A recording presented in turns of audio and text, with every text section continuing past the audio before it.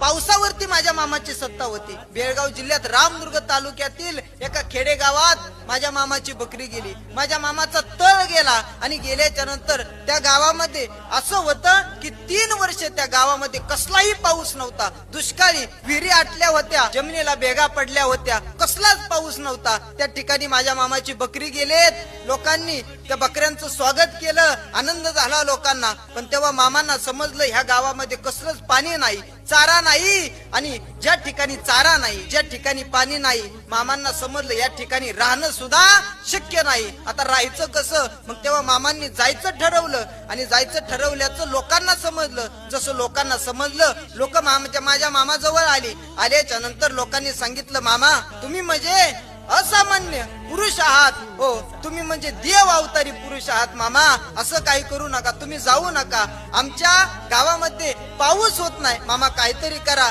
लोकांची चर्चा झाली, मामांना कोंडून ठेवायचं, आणि मग त्या लोकांनी मामांना 3 दिवस आणि 3 रात्र एका खोलीमध्ये कोंडून ठेवलं, आणि 4थ्या दिवशी मामांनी सांगितलं, आज तुमच्या गावाला पाऊस पडेल, मला बाहेर घ्या। मामांना बाहेर घेतलं आणि मामा छतावरती गेले। जसं छतावरती गेलं ना, आकाशाकडे पाहिलं, माझ्या मामाने आकाशाकडे जसं पाहिलं ना, ऐका, निळसर आकाश माझ्या मामाला दिसलं, आणि मामांनी मेघदेवाला प्रार्थना केली, हात जोडलं, आणि काही वेळानंतर ज्या गावाला 2 वर्ष नाही 3 वर्ष कसलाही पाऊस नव्हता, त्या गावाला दो पाऊस पडला। एवढी ताकद माझ्या मामाची, एवढी ताकद माझ्या मामाची।